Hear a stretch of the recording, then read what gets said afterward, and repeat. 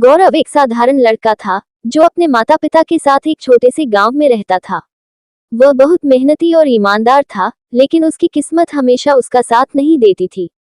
वह दिन रात पढ़ाई करता और अपने माता पिता के छोटे से खेत में काम करता, लेकिन आर्थिक स्थिति ठीक न होने के कारण उसकी जिंदगी संघर्षों से भरी थी।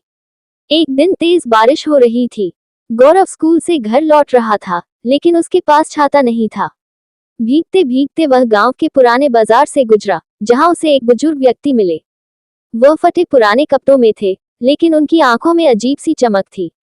बूढ़े व्यक्ति ने गौरव को देखा और मुस्कुराकर बोले, बेटा, तुम भीग रहे हो, ये लो, ये छाता रख लो। गौरव पहले तो झिझका, लेकिन बूढ़े व्यक्ति ने जोर देकर कहा, ये साधारण छाता नहीं है, यह एक जादुई छाता है। इसे अच्छे कामों के लिए इस्तेमाल करना और हमेशा सच्चाई के रास्ते पर चलना। गौरव ने कृतज्ञता से छाता ले लिया और बूढ़े व्यक्ति को धन्यवाद कहा। लेकिन जैसे ही उसने छाता खोला, उसने देखा कि बारिश उसके ऊपर नहीं गिर रही थी, जबकि बाकी सब भीग रहे थे। वह हैरान था, क्या सच में ये जादुई छाता है? उसने सोचा, भाग दो, जादुई शक्तियां। गौरव ने जल्द ही महसूस किया कि यह छाता सच में जादुई था। जब भी वह इसे खोलता, कोई न कोई चमत्कार होता। एक दिन जब गांव के गरीब किसान सूखे के कारण परेशान थे, गौरव ने छाता खोला। देखते ही देखते बादल छा गए और बारिश शुरू हो गई। एक और दिन जब स्कूल में परीक्षा हो रही थी और कुछ बच्चे नकल करने की योजना बना रहे थे, उसने छाता खोला और अचानक सभी के मन में ईमानदारी का भाव जाग गया। एक बार एक छोटा बच्चा नदी में गिर गया।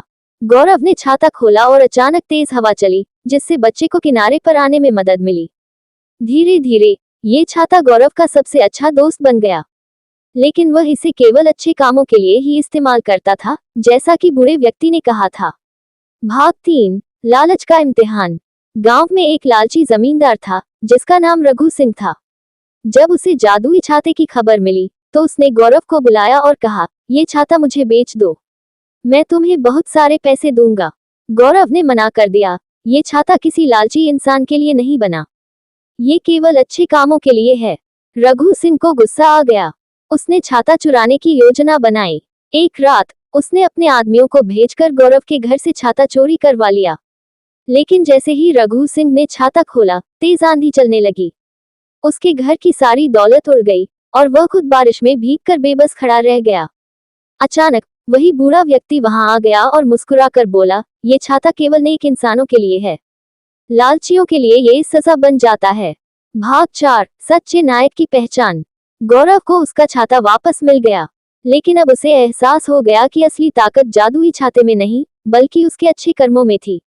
उसने छाते का इस्तेमाल जारी रखा, लेकिन अब वह खुद भी मेहनत करने लगा और गांव में शिक्षा और ईमानदारी की मिसाल बनने की कोशिश करने लगा।